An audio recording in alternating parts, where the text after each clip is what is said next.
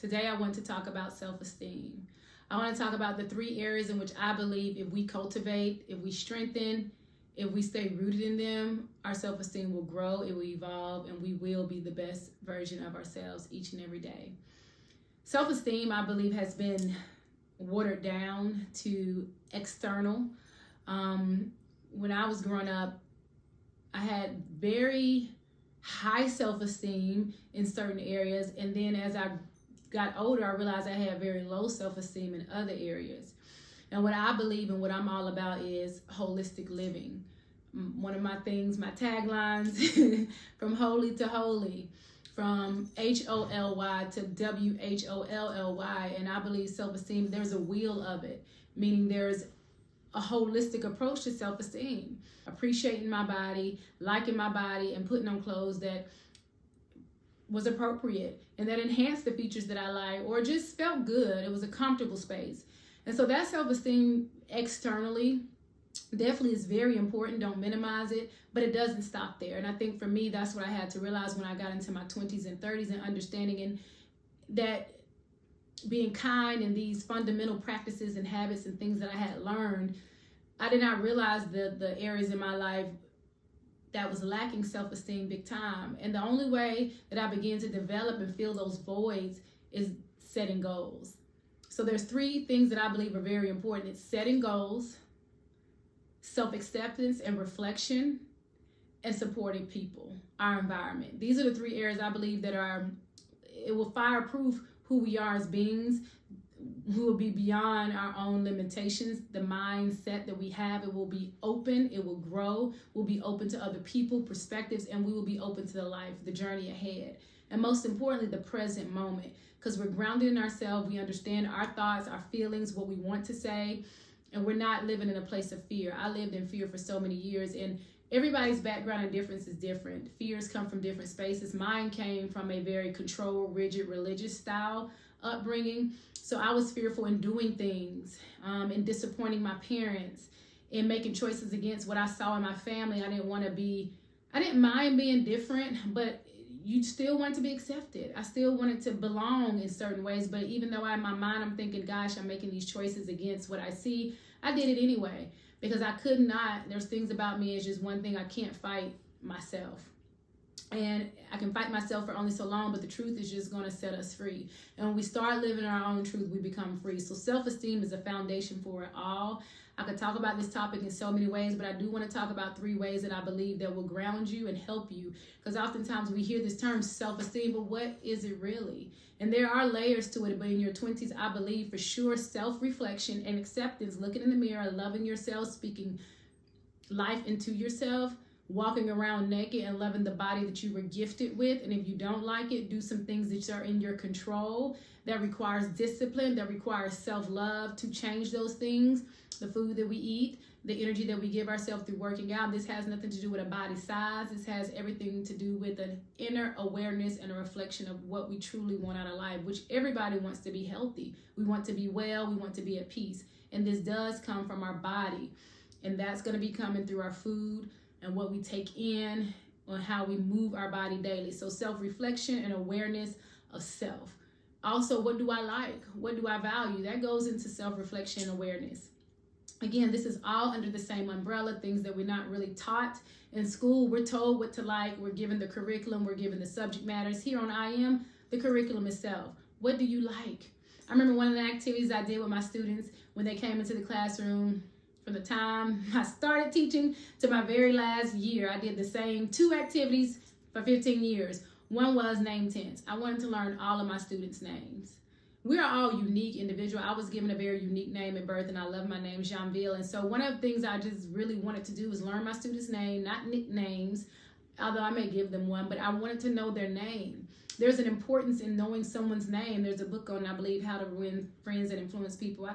Can't remember, they kind of run together after so long, but just knowing someone's name, calling someone by their name in sales, that's very common. You need to learn, we have to learn people's name. That's what attaches to them. That's their identity in some respect. It's not their total identity, but it's the first thing that's given to us, our name. So nevertheless, I would do name tents. They would write their name, and on the inside of the name tent, they would write things that they liked, whether it was food, and each time it was different, but it was about them.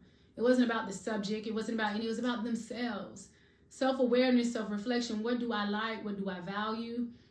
And oftentimes these things do stem from childhood, but again, most things that we're given, they're from a system's place, from tradition. And understanding what you like is so important for your self-esteem. Again, this is a space I really had to grow in. I might have down putting on the clothes. I was comfortable in that. But these other areas, I was uncomfortable in expressing myself outside of clothing. My opinion, not so much. I would say it, but it would be with an attitude versus excellence. Excellence to me is competence and confidence. I don't have to get an attitude to express my opinion. I can express it in a way that says, this is how I feel. Now, how do you feel? Okay, well, this is what I'm going to do because I'm an adult. So it's a growth process, but in your 20s, please start in that self-awareness, self-reflections. There's so many pieces to it. I would definitely say externally, look in the mirror. Internally, what do I like? I wouldn't even say how much I feel because feelings are based on experiences. It's not so much how I feel because you may feel a certain way, but that's not real. It's based on what someone's told you. So I would say, what do I value? What do I actually like? And be honest about it. What are my wants in this season? So self-reflection, self-awareness, we're going externally, like how you look from head to toe, embrace it, choose appropriate things for it. And then internally, what do I want out of life? What do I like? What do I enjoy doing? And look at every area of life, starting with income in your 20s, you need a job. Job gives us routine. It helps with self-confidence. I mean, that's statistics. There's a study that shows it.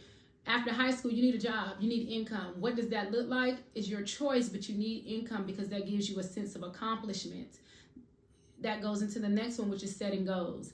So another piece of self-esteem is very important is setting goals. Now, this is an area in my life I didn't have any experience in. I had to learn. I shouldn't say that, but again, just saying I wanted to be a teacher, that was something very important to me ever since I was young. When I was 3, I knew I wanted to be a teacher. That's a goal. Now, how I was going to get there, that kind of unfolds over time, but I never stopped. Anybody asked me what I wanted to do, I wanted to be a teacher. And because of the type of student that I was, some teachers laughed at me, some principals. There were things in my life that has happened. It's just funny, but I didn't care what they thought. I was going to be a teacher. And I didn't really parade because it wasn't like a, hey, I want to be a teacher. It was, I wanted to be a teacher. That was in my heart space. So I would say that's part of the liking, but to setting goals, just say what you want to do and trust the journey. Be excellent in everything that you show up to do along those lines, and how you treat people, you know, whatever your job or your career field, there are fundamental principles around that, whether you're having to learn how to get along with people, to communicate, to organize.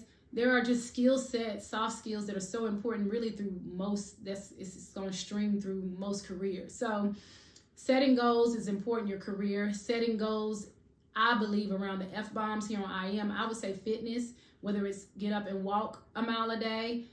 Okay, that's not true. I'm on a journey doing that right now. So let's go to 20s. Working out, whether it's 3 times a week, 2 times a week, but you got to be consistent. It should be in your radar.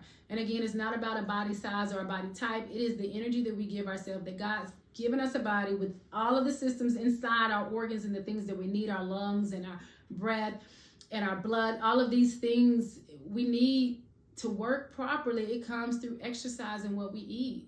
It's really that simple. It's hard to think that way. So however you need to do it, set some goals around your fitness, set some goals around your money. What does these things do? I love, there's the conversation around credit score.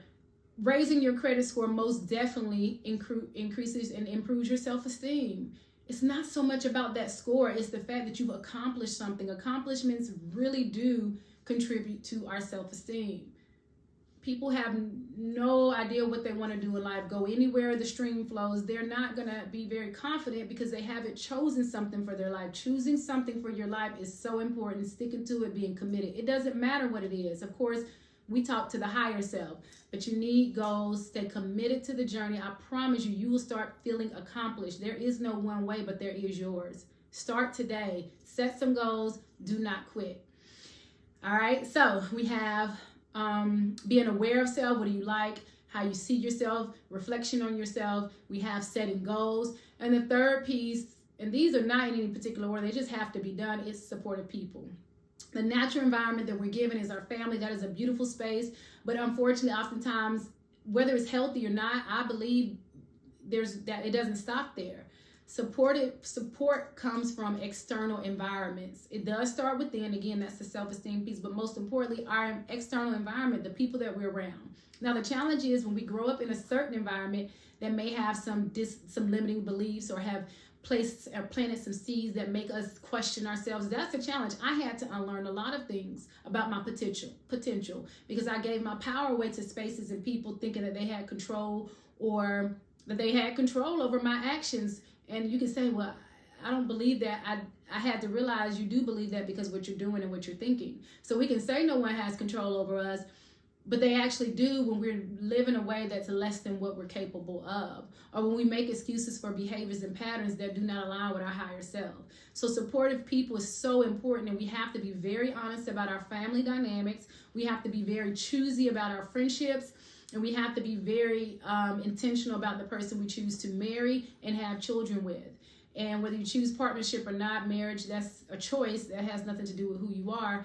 At the end of the day, it's going to impact who we are. So our environment is all about how it impacts us. Not that we have to choose certain things, but our family, you can just start there and have no friends. That's a space where you have to figure out, how can I choose healthy people within my family dynamics, healthy patterns, healthy habits, and then go into the friendships. The friendships to me are beautiful spaces because we do get to choose them. And so when we're healthy, when we're in a space of love, light, or aligned with our own self, we know what we like, we know what our goals are, then we're going to align and choose friendships accordingly. In my 20s, I chose friendships accordingly. Does that mean I wasn't around people that, probably did things that I necessarily wouldn't, or they're not in my life now? No, but I had fireproof my life in my mind. I knew what I wanted. I had some goals, and it was like, I'm not going to judge you or not hang around you, but as far as sustainable conversations, giving my time, supporting, very, very choosy about that. And that is so important. So surrounding yourself with supportive people is going to impact your self-esteem. People that speak truth, people that are not going to just comfort you and give you some kumbaya messages and these lullabies to sing you to sleep. We want to wake up every day refreshed, energized, and truth sets us free. Truth is love. It's light. It's the people that tells us, hey, we need to go for this walk today. Hey, you know what? You can send a little note to say you're sorry. Hey, you're worth more. You can transition. You can go get a new job. You can go apply. Whatever it is. And people that do support you. And sometimes just listening to you. But there are so many ways to be supported. Just understand the difference between support and comfortability. Because those that are growing, they don't want to see you stuck. They don't want to see you comfortable. They want us all to grow. Because life is about evolution. So, as we grow, we feel better about ourselves. As we choose things intentionally, our self-esteem increases.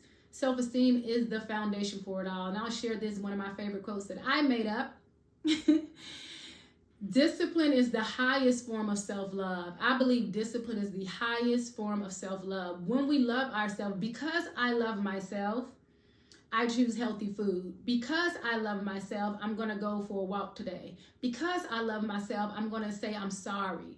Because I love myself, I'm going to smile today. Because I love myself, I'm going to save these $20 today. Because I love myself, I'm going to sacrifice today for my future. Because I love myself, I want to understand my family dynamics, not so deep going back to history of our community, but I need to start right here in my own home, right here in my own parents, right here in my own siblings, right here in my own spouse. I have to understand who I am because I love myself.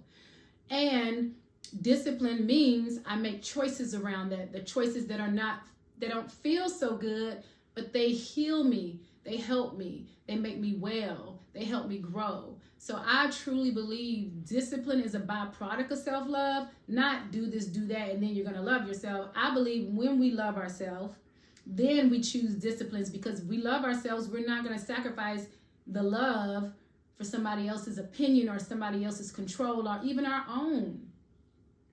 So self-love is the highest form of discipline. I believe that. So continue to grow. Remember, your self-esteem is the foundation for everything that you choose, everything that you do, everything that we think impacts how we feel about ourselves. Continue to grow.